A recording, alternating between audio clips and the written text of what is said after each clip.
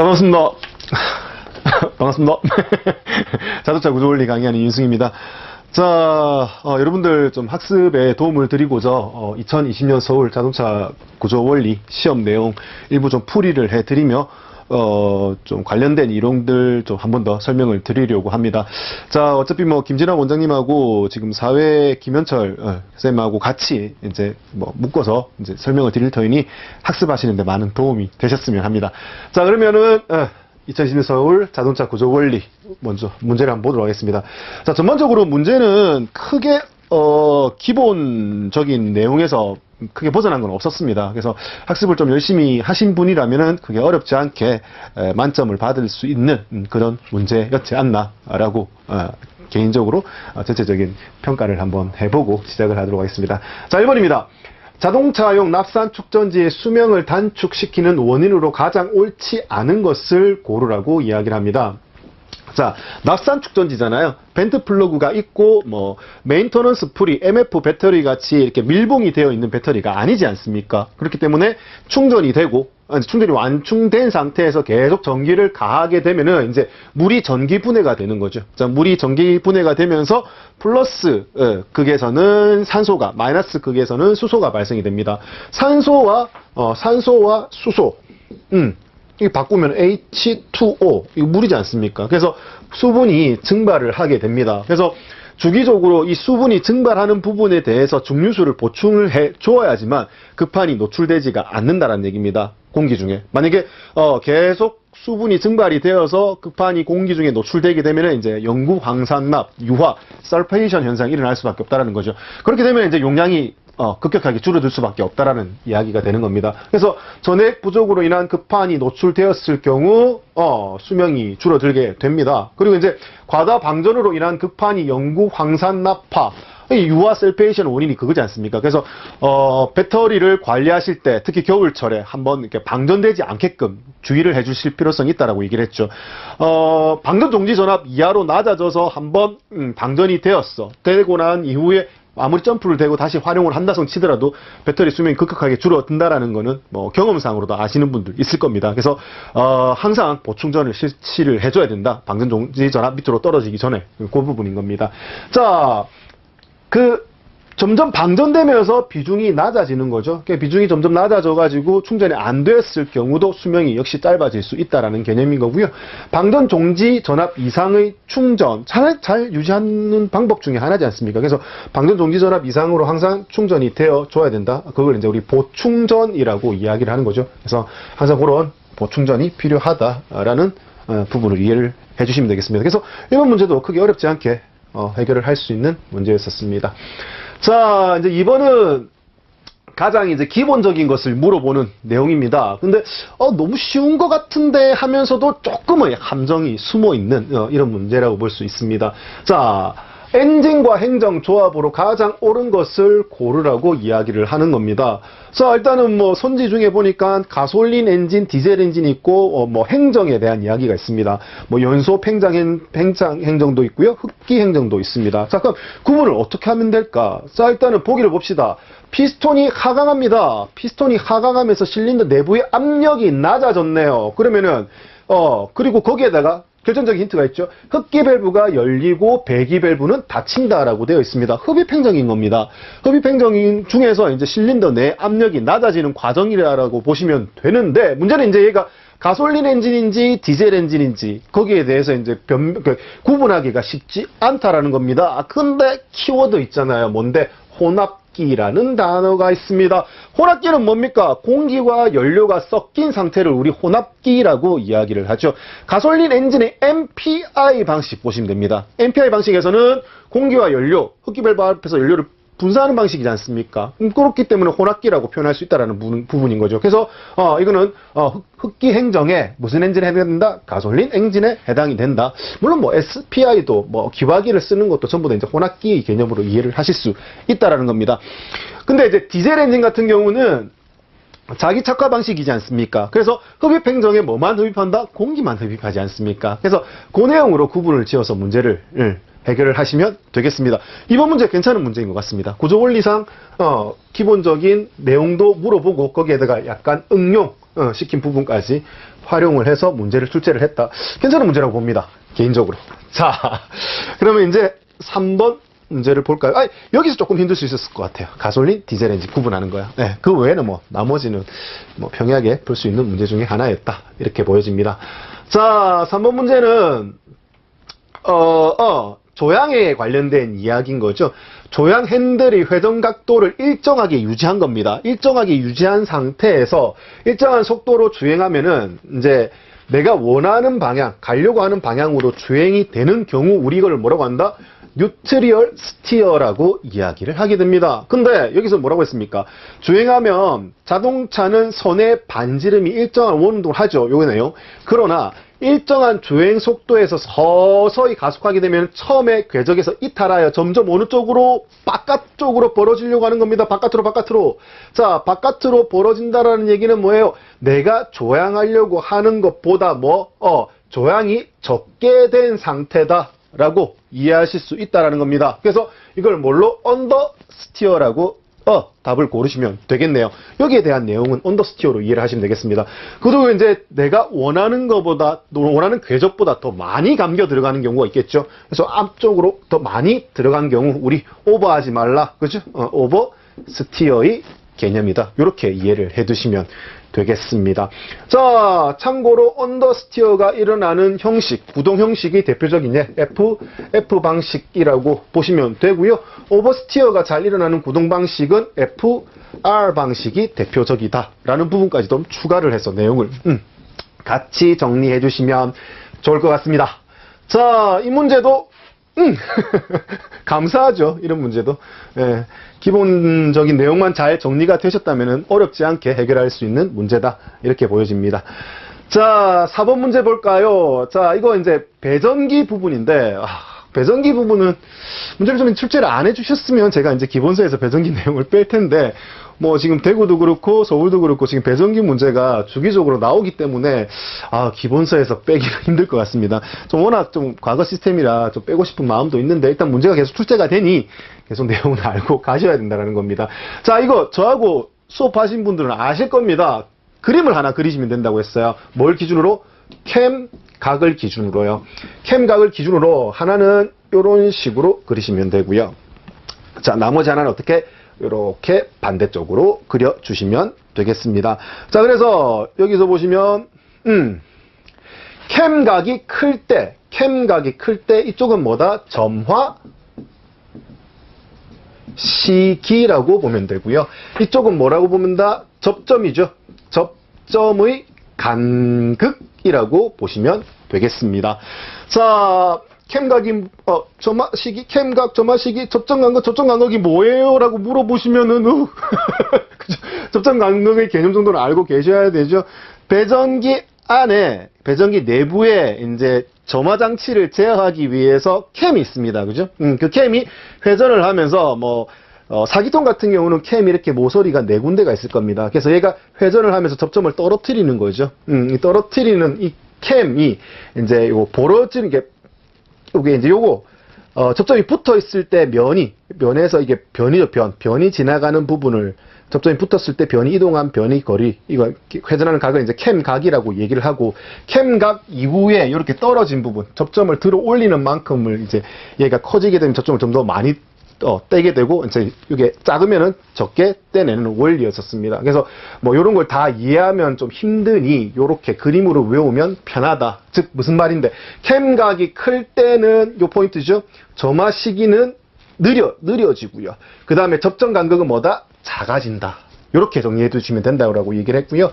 캠각이 작을 때는 점화 시기는 뭐다? 빨라지고 접점 간극은 뭐다? 커진다. 이렇게 정리해서 외워두시면 편하다라고 얘기했던 부분인 겁니다. 그게 문제에 그대로 나온 거고요. 그래서 지금 뭘 물어본 거예요? 여기서 문제에서는 캠각이 클 때잖아요. 캠각이 클 때 이 경우를 물어보았지 않습니까? 옳지 않는 것을 고르라고 했고요. 자, 접점 간극은 작아진다. 맞죠? 요 라인 따라가면 내려오잖아요. 접점 간극 작아집니다. 자, 점화 시기는 어떻게 됩니까? 내려왔잖아요. 빨라지는 게 아니라 뭐다? 느려진다라고 답을 해 주셔야 됩니다. 맞는 선지를 하려면은. 근데 여기서 바로 답이 골라지게 되고요. 자, 1차 전류가 커진다. 자, 캠각이 커진다. 자, 요렇게 접점이 붙어 있는 각이 점점 커진다라는 개념이니까 접점이 붙어 있는 시간이 길어져요. 그러면 접점이 붙어 있는 시간 동안 뭔데? 여기 접점과 연결되어 있는 1차 코일의 전류가 흘러가는 시간이 더 길어진다라는 개념인 겁니다. 그러면 점화 1차 코일의 전류가 흘러가는 시간이 더 길어지기 때문에 1차 전류 당연히 커지고, 그리고 점화 코일이 어떻게 한다? 발열이 될 수 있다. 이런 개념으로 묶어서 이해를 해두시면 되겠습니다. 뭐 뒤에 4, 5, 이 뒷부분의 내용을 모르시더라도 요 그림만 하나 머릿속에 넣고 계셨다라면은 4번 문제는 풀 수 있었다라는 겁니다. 그래서 4번 문제도 학습을 제대로 하셨다라면 그게 어렵지 않게 해결을 하실 수 있었다. 이렇게 보여집니다. 자, 이제 5번 문제가 조금 이제 응용을 시킨 문제 중에 하나인 겁니다. 우리 보통 뭐 타이어의 호칭 치수에서 많이 물어보는 것들이 뭐 요런 것들, 타이어 폭, 그죠? 타이어 폭, 그 다음에 편평비, 레이디얼 타이어, 뭐 인치, 그죠? 내경, 타이어 내경을 인치로 나타낸다, 뭐 휠의 뭐 외경, 뭐 이렇게 표현해도 좋다라는 얘기입니다. 이런 부분에 대해서 많이 물어보았는데 이게 조금 문제를 다르게 표현을 했습니다. 어떤 식으로 문제를 표현했느냐? 자, 규격이 이거와 같을 때 타이어 높이에 가장 가까운 값이 얼마냐라고 물어본 겁니다. 높이가 없는데? 높이가 없는데? 라고 하실 수 있지만 힌트는 어디서? 여기 타이어 폭과 어떻게 편평비에서 응용을 해서 답을 골라내실 수 있다는 겁니다. 자, 우리 편평비 구하는 공식이 뭐였었습니까? 타이어 폭분의 높이에 곱하기 100입니다. 그죠? 이게 이제 편평비고 얘가 이제 얼마가 된다? 55가 된다는 이야기인 겁니다. 그러면은 뭐 우리 다른 거 몰라 일단 2, 3, 5에서 타이어 폭이 얼마인 줄은 알 수 있는 거잖아요. 그래서 여기서 보시면 이 W가 뭐가 되는데 타이어 폭이 되지 않습니까? 그래서 타이어 폭 235가 그대로 여기 와주면 된다라는 겁니다. 그러면은 식 하나에 미지수 하나, 그 미지수 H가 뭔데? 타이어의 높이를 이야기를 하는 겁니다. 그렇기 때문에 이거 뭐 해결을 하실 수 있다는 얘기입니다. 235에다가 곱하기 1로 가면 55를 해주면 되죠. 55를 해주고 그다음 나누기 100을 하게 되면은 값이 129.25 밀리미터가 나옵니다. 밀리미터인데 어떻게 됩니까? 여기서는 센티미터가 단위이므로 반올림하게 되면은 여기 한 칸 올라오고 센티미터로 바꾸고 반올림하면은 제일 가까운 값 얼마? 13cm가 된다. 이렇게 이해를 해두시면 되겠습니다. 자, 호칭 치수를 뭐 다이렉트로 바로 물어보는 게 아니라 한 단계 응용한 문제다. 이렇게 보면 되는 겁니다. 자, 6번 문제 보겠습니다.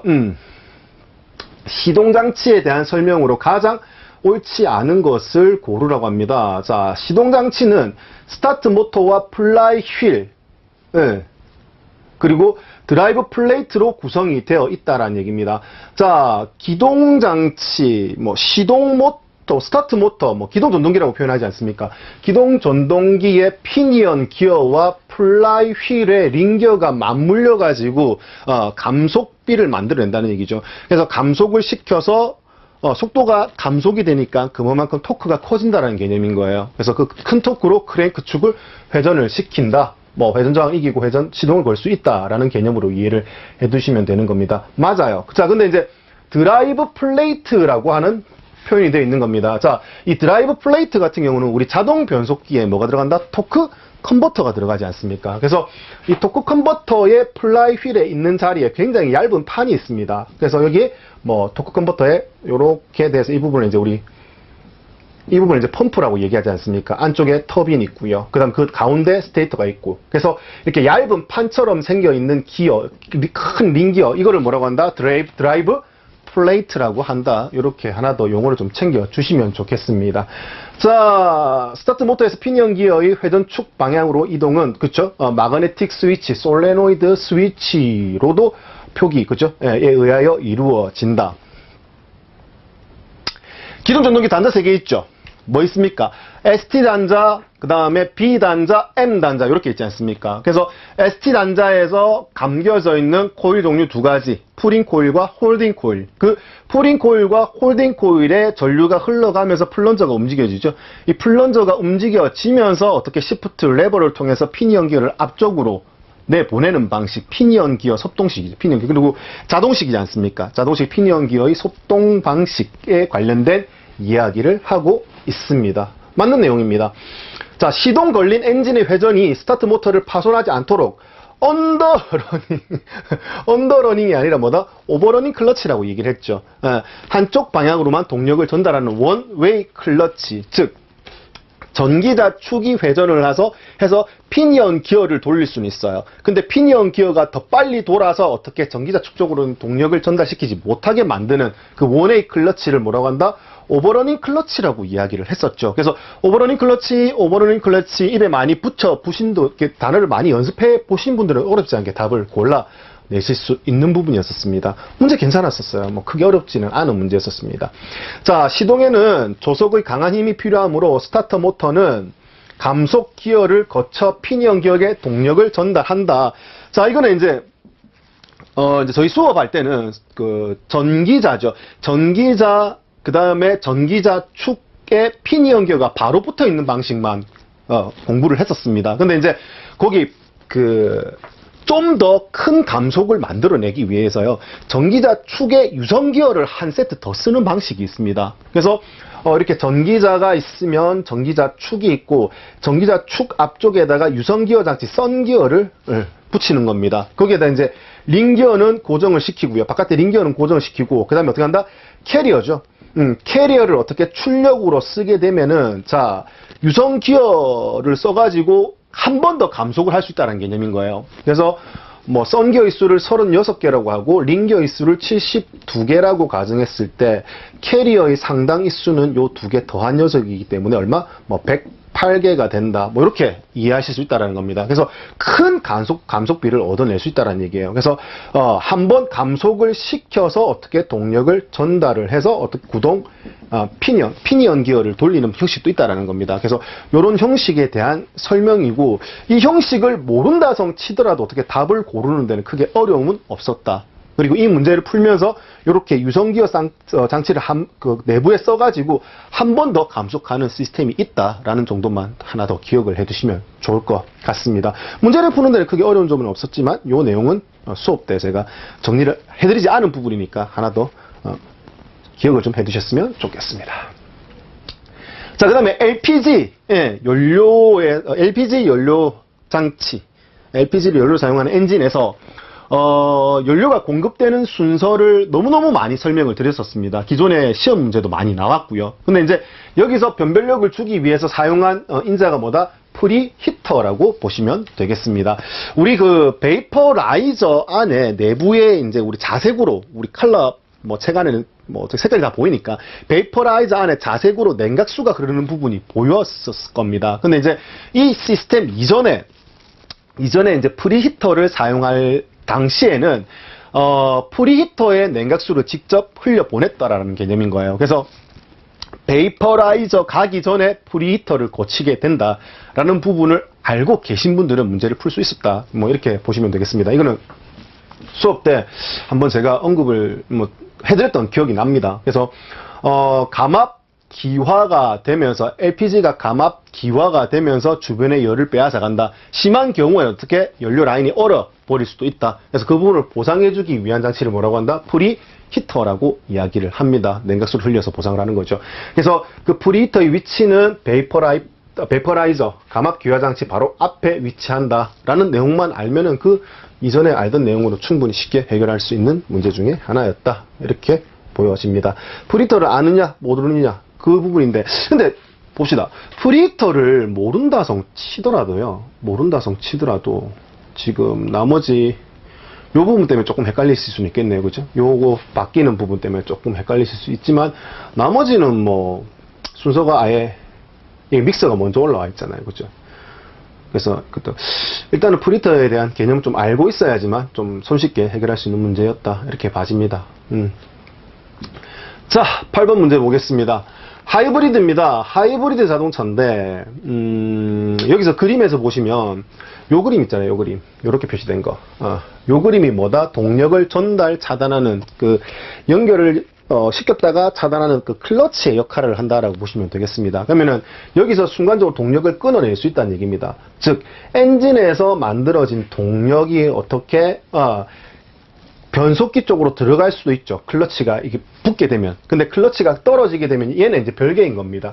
얘는 별개고 모터의 동력으로 어떻게 변속기를 구동할 수 있다는 개념인 거죠. 그래서 엔진으로도 구동할 수 있고, 그 다음에 모터의 힘으로도 구동할 수 있고, 엔진 없이 모터 단독으로도 구동할 수 있고, 같이 구동할 수도 있는 거죠. 그래서 이거는 병렬형 중에서 하드 방식이다라고 보시면 되겠습니다. 소프트 방식 같은 경우는 얘 두 개가 붙어 있다는 얘기죠. 엔진에 모터, 구동 모터가 붙어 있고 동력을 전달 차단하는 자체가 요 사이에 있다라고 보시면 되는 겁니다. 그래서 요 위치로 구분을 하시면 되는 것이고, 그럼 이거는 뭐다? 결론적으로 병렬형 하이브리드에 대한 설명이다. 병렬형 중에서도 이제 하드형 방식, 하드 방식이다. 이렇게 보시면 되겠죠.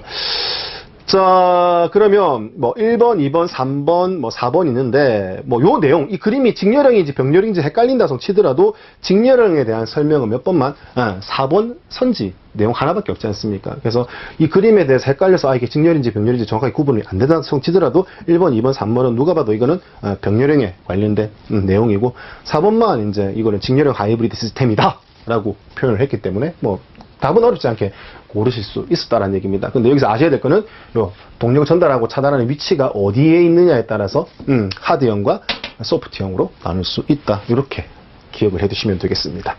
자, 다음 문제 볼까요? 자, 기동전동기에서 두 문제가 나왔죠. 그래서 여기도 이제 기동전동기 관련된 건데, 수업 시간에 제가 설명했던 것 중에, 중요하게 설명했던 것 중에 하나죠. 회전하는 부품과 회전하지 않는 부품을 구분할 수 있어야 된다라는 부분이었던 거고요. 회전하는 부품은 가운데 전기자 축과 연결된 녀석이지 않습니까? 그래서 전기자 축, 피니언, 기어, 오버러닝 클러치, 그 뒤에 정류자, 이런 녀석들이 어떻게 한다? 가운데서 회전을 한다. 그 외 나머지 녀석은 회전을 안 하는 녀석들이니까, 제가 방금 설명드린 내용 중에서 해당이 되는 게 뭐다? 회전하는 거 정류자 있죠. 브러쉬에 눌러져 있는 정류자. 그 다음에 전기자 축, 피니언, 기어 이런 것들 해당되는데, 나머지는 전부 다 외부에 이제 멈춰져 있는 놈들이기 때문에 디귿과 미음을 묶어놓은 3번을 답으로 선택하시면 되겠죠. 크게 어렵지 않았습니다.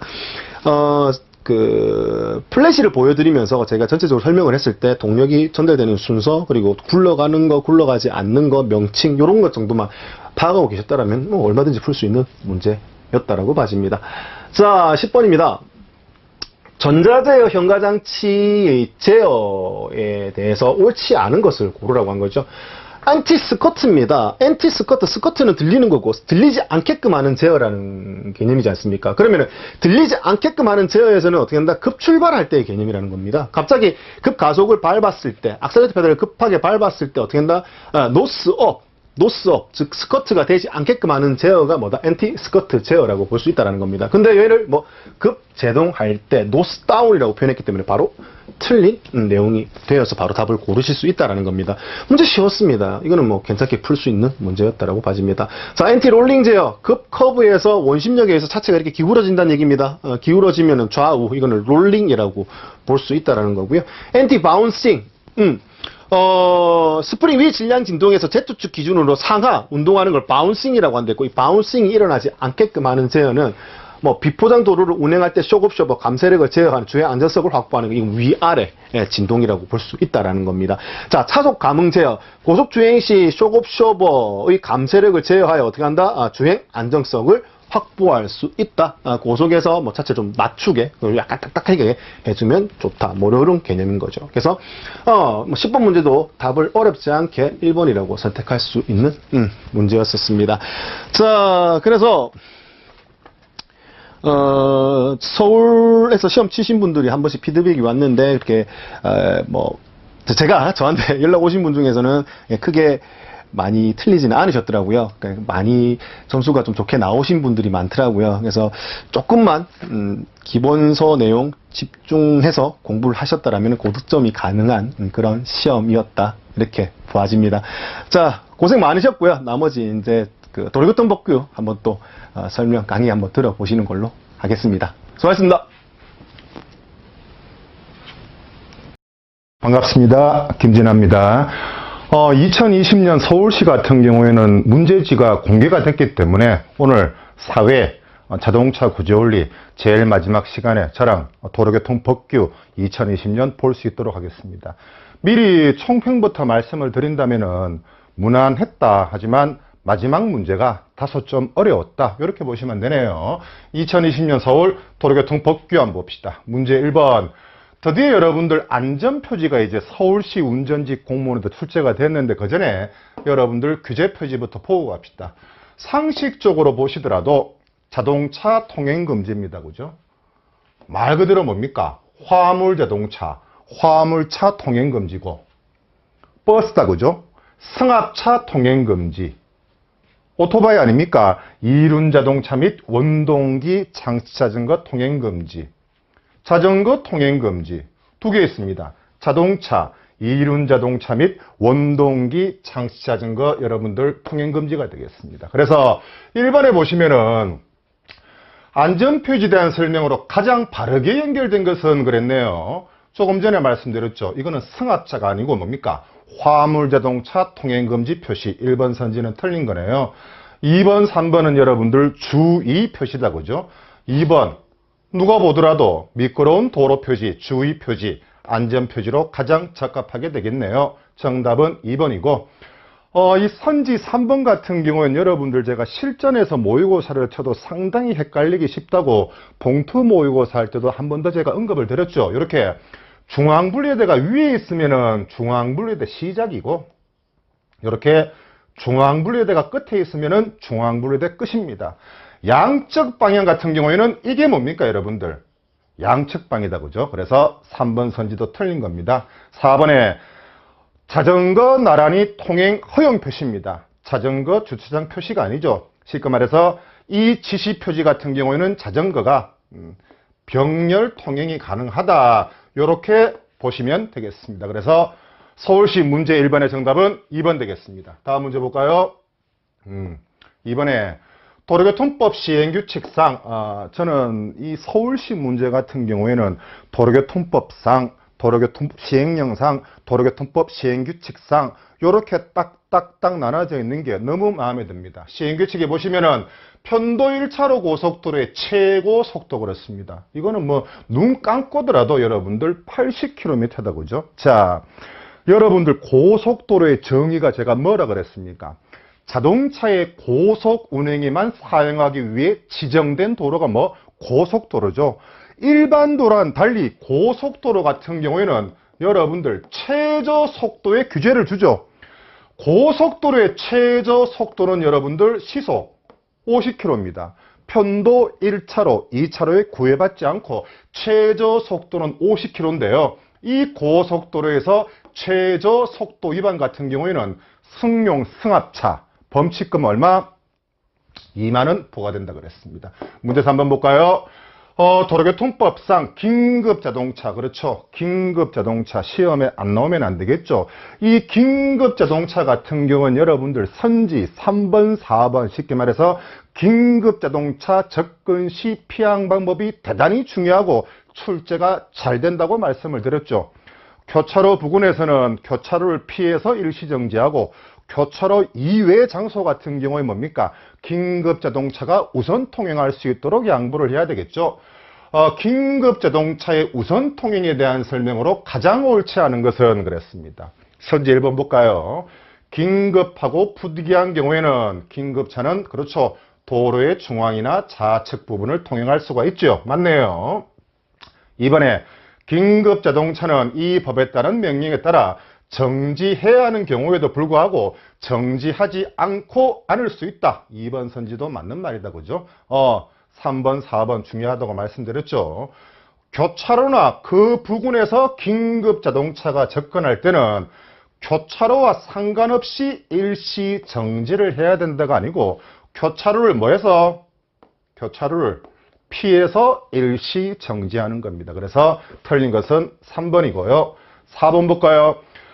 교차로 그 부근 이외에 긴급 자동차가 접근할 때는 제가 말씀드렸죠. 긴급 자동차가 우선 통행할 수 있도록 양보를 해야 된다라고 말씀드렸습니다. 그래서 3번의 정답은 교차로와 상관없이 일시정지가 아니고 교차로나 그 부근에서 긴급 자동차가 접근할 때는 뭐 교차로를 피해서 뭐 한다? 일시정지한다. 이렇게 보시면 됩니다.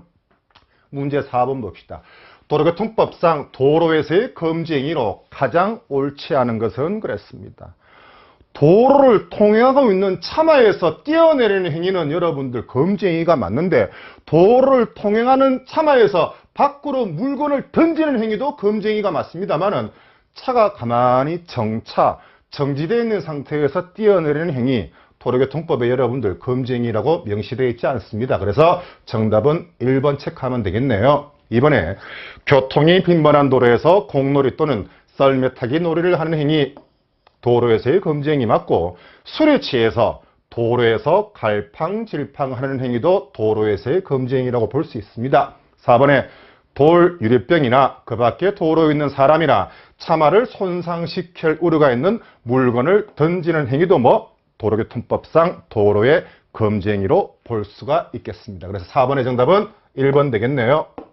다음 문제 볼까요? 이 문제 5번 같은 경우에는 제 기억에 2018년 서울시에서도 요와 유사한 문제가 출제가 되었을 거예요. 도로교통법상 차마의 운전자는 도로의 중앙이나 좌측 부분을 예외적으로 통행할 수도 있습니다. 대표적으로 뭐 일방 통행인 경우, 그렇죠. 그 다음에 도로 우측 부분의 폭이 차마의 통행이 충분치 아니한 경우, 안전표지 등으로 앞지르기를 금지하거나 제한하고 있는 경우, 자, 도로 우측 부분의 폭이 6m가 되지 아니한 도로에서 A차가 있고 B차가 있다. A차를 앞지르고 싶다. 중앙 또는 좌측으로 갈 수 있습니다. 도로 우측 부분의 폭이 몇 미터? 6m 미만인 경우 단 안전표지 등으로 앞지르기를 금지하거나 제한하고 있는 경우는 뭐 도로의 중앙이나 좌측 부분을 통행할 수 있는 경우로 볼 수 없습니다. 5번의 정답은 3번 되겠습니다. 4번에 도로의 파손, 도로공사나 그 밖의 장애 등으로 도로의 우측 부분을 통행할 수 없는 경우도 뭐 도로의 중앙 또는 좌측으로 통행할 수가 있겠습니다. 다음 문제 볼 수 있도록 합시다. 문제 6번. 도로교통법상 차마의 운전, 했네요. 도로교통법 제4조이란 그랬습니다. 여러분들 도로교통법 4조가 뭐냐면 교통안전시설의 종류나 시설 등에 대한 얘기다, 그죠? 제1항에 따른 안전표지에 대한 설명으로 가장 옳지 않은 것은 그랬습니다. 여러분들 주의 표지 친구가 누구라고요? 위험물이다, 그죠? 맞고 규제표지는 뭡니까? 뭐뭐 하지 마세요. 친구가 누구라고요? 제한 금지라고 말씀을 드렸네요. 지시표지 친구가 누구라 했습니까?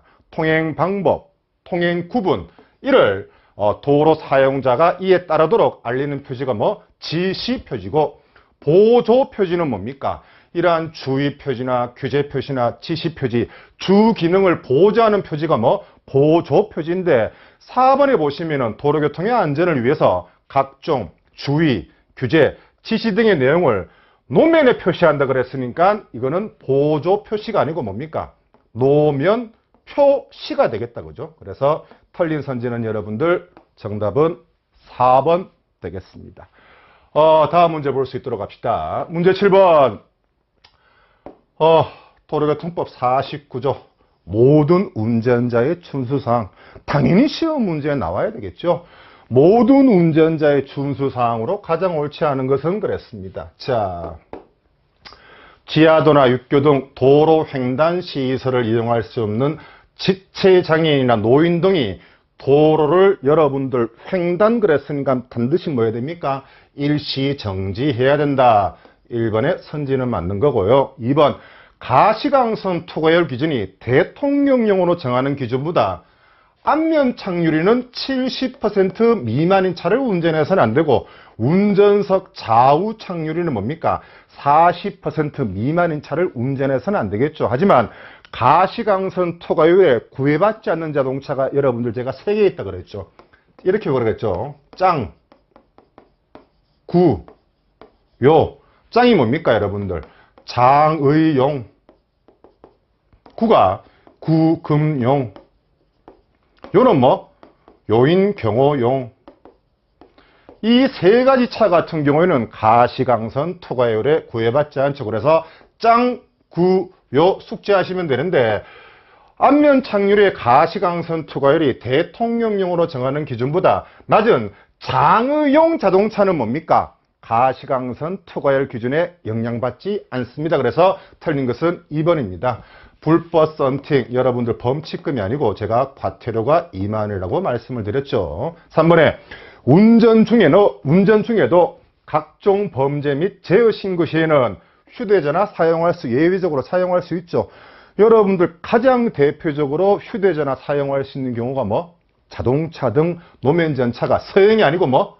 정지하고 있을 때도 휴대전화를 사용할 수 있습니다. 3번 선지도 맞는 거가 되겠네요. 4번에 운전자가 운전 중 볼 수 있는 위치에 영상이 표시되지 않아야 한다. 당연히 운전자의 일반적인 주수사항이 맞네요. 다만 자동차 등 또는 노면전차의 좌우 또는 전후방 카메라를 볼 수 있도록 도움을 주는 영상이 표시되는 경우에는 그러하지 아니하다. 너무나 당연하겠죠. 그래서 7번에 짱, 구, 요 쉽게 말해서 뭐 장의용은 가시강선 투과율에 구애받지 않는다. 이렇게 보시면 됩니다.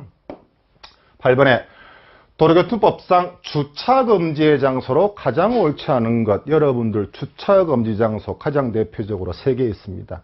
터널 다리 위, 그 다음에 도로공사 양끝 5m 이내, 다중이용시설로부터 5m 이내, 뭐 골프 연습장, 노래 연습장 주위로부터 5m 이내. 여러분들 이 다중이용시설 같은 경우에는 무조건 주차금지 장소가 아니고 누가 요청을 해야 됩니까? 소방본부장이 누구한테? 지방청장한테 요청을 합니다. 지방청장이 비로소 여러분들 지정한 곳이 뭡니까? 바로 주차금지 장소가 되겠습니다. 1번에 터널 다리 위 주차금지 장소가 맞네요. 도로공사를 하고 있는 경우 그 공사 양끝 가장자리로부터 10m가 아니고 뭐 5m 이내가 여러분들 주차금지 장소입니다. 바로 틀린 것은 여러분들 2번 나옵니다. 3번에 다중이용업소의 안전관리에 관한 특별법에 따른 다중이용업소의 영업장이 속한 건물로부터, 그렇죠, 소방본부장의 요청에 의해서 지방청장이 지정한 곳으로 몇 미터? 5m 이내인 곳. 그 다음에 4번에 지방청장이 특히 필요하다고 인정하는 곳도 뭡니까 여러분들? 주차금지 장소가 되겠습니다. 정답은 2번 되겠네요. 오늘도 유난히 덥습니다. 문제 9번. 도로교통법 제2조 용어의 정의가 시험 문제 나왔다고죠. 도로교통법상 용어의 정의로 가장 옳지 않는 것은 그랬습니다. 여러분들 자동차, 미안합니다. 자동차 같은 경우는 여러분들 가장 대표적으로 우리 기본서에 보면은 철길 또는 가설된 선에서 움직이는 것은 자동차가 아니죠. 그 다음에 견인되는 자동차도 여러분들 자동차의 일부라고 본다 그랬습니다. 자동차란 여러분들 까만 동그라미 1번, 까만 동그라미 2번이죠. 1번이 뭡니까? 자동차 관리법 제3조에 의한 자동차의 종류가 크게 몇 가지? 승용, 승합, 특수, 화물, 이륜 자동차. 이거 여러분들 자동차라고 볼 수 있고, 까만 동그라미 2번에 뭐라고 되어 있습니까? 건설기계 관리법 26조 제1항 단서에 의한 건설기계도 여러분들 뭐 자동차에 포함이 되죠. 그래서 자동차는 특수차, 이륜 자동차가 포함되죠. 건설기계는 포함되지 않는다가 아니고 건설기계도 여러분들 포함이 되네요. 틀린 것은 1번입니다. 이번에 긴급자동차는 소방차, 구급차, 혈액공급차, 그 밖에 대통령령으로 정하는 차도 긴급차라고 볼 수 있습니다. 정차의 정의, 몇 분을 초과하지 아니하고 5분을 초과하지 아니하고 차를 정지시키는 것으로서 주차 이외 정지 상태가 뭡니까? 정차입니다. 4번에 우마, 말맞자다 그죠? 교통이나 운수에 사용되는 가축을 말한다. 너무 당연하죠. 9번의 정답은 1번입니다. 자, 다음 문제 봅시다. 이 친구 같은 경우에는 2018년도에 이미 서울시에 최종 합격을 했습니다. 하지만 다른 꿈이 있어가지고 잠시 다른 곳으로 근무를 하다가 또 요번에 시험을 봤거든요. 이 친구가 가채점 해본 결과 사회 만점, 자동차 구제원리 도로교통법이 95점. 안타까운 사실이 이 친구가 도로교통법을 한 문제 틀려버렸습니다. 제가 어려운 문제가 조금 변별력을 요하는 문제가 한 문제가 있다. 이 친구한테 얘기했죠. 너는 이 문제 충분히 틀려도 돼. 누구나 그럴 수 있어. 선생님, 이번에도 좋은 결실 맺을 수 있을 것 같아요. 최종 합격까지 끝까지 노력하겠습니다. 이렇게 나왔는데, 그럼 어떤 문제가 나왔길래? 도로교통법상 정비불량차 점검 관련 사항 중 가장 옳지 않은 것 그랬습니다. 여러분들 구분 지으시라 그랬죠. 정비불량차, 현장에서 정비불량차로 인정되는 차에게 자동차 등록증이나 운전면허증 제시를 요구하고 그 정비불량차의 점검을 할 수 있는 사람은 누굽니까? 그건 여러분들 경찰 공무원이고, 자동차 등록증을 보관하고 자동차 사용정지 명령, 사용정지 처분권자는 누구라고요? 그건 여러분들 지방청장이죠. 우선 여러분들 선지 2번부터 봅시다. 정비불량차에 해당된다고 인정되는 차가 운행되고 있는 경우에는 우선 그 차를 정지시킨 후 그 차에 자동차 등록증 또는 운전면허증 제시를 요구하고 그 차의 장치를 점검할 수 있는 사람은 누구라고? 현장의 경찰 공무원이고, 이러한 경찰 공무원의 요구 조치 명령에 따르지 않은 사람은 6개월 이하의 징역, 200만 원 이하의 벌금 구류에 처한다 그랬습니다. 2번의 선지는 맞는 거고요. 3번 볼까요? 정비 상태가 매우 불량하여 위험 발생의 우려가 있는 경우 그 차에 그렇죠. 자동차 등록증을 보관하고 운전의 일시 정지를 명할 수 있는 사람은 누구라고? 그렇죠. 지방청장이다. 구분을 지으셔야 되겠죠. 이 경우 필요하면은 10일의 범위에서 정비기간을 정해서 그 차의 사용을 정지시킬 수 있는 사람도 지방청장입니다. 4번에 정비불량 사항이 발견된 경우에는 그 정비불량 상태의 정도에 따라 그 차의 운전자로 하여금 응급조치를 하게 한 후 운전을 하도록 하거나 도로 또는 교통사항을 고려해서 통행구간, 통행로와 위험 방지를 위한 필요한 조건을 정한 후 그에 따라 운전을 계속시키게 할 수 있는 사람도 누구라고요? 경찰 공무원입니다. 자, 그렇다면은 1번 선지 한번 볼까요? 경찰 공무원이 점검한 결과 정비불량 사항이 발견된 경우 장치의 점검 및 사용 정지에 따른 필요한 사항은 지방청장이 정하는 것이 아니고 여러분들 대통령령으로 정합니다.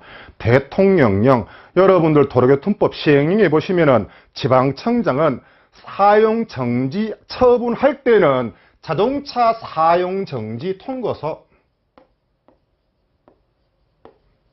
정지 통고서를 교부한다. 요런 내용은 여러분들 시행령이 나와 있습니다. 여기서 말하는 자동차 사용 정지 통고서라 하는 것은 여러분들 정비 명령서를 말씀드리는 거겠죠. 그래서 경찰 공무원이 점검한 결과 정비 불량 사항이 발견된 경우 장치의 점검 및 사용의 정지에 따라 필요한 사항은 지방청장이 아니고 대통령령으로 정한다라고 보시면 됩니다. 자꾸 말씀드립니다만은 올해 여러분들 좋은 결실 맺기를 바라고 내년 시험 대비하시는 분들 저나 이윤성 교수나 가장 빠르고 가장 안전한 길로 제가 모시도록 하겠습니다. 지금까지 2020년 서울시 운전직 공무원 도로교통법규 교육받으신다고 고생 많으셨습니다. 고맙습니다.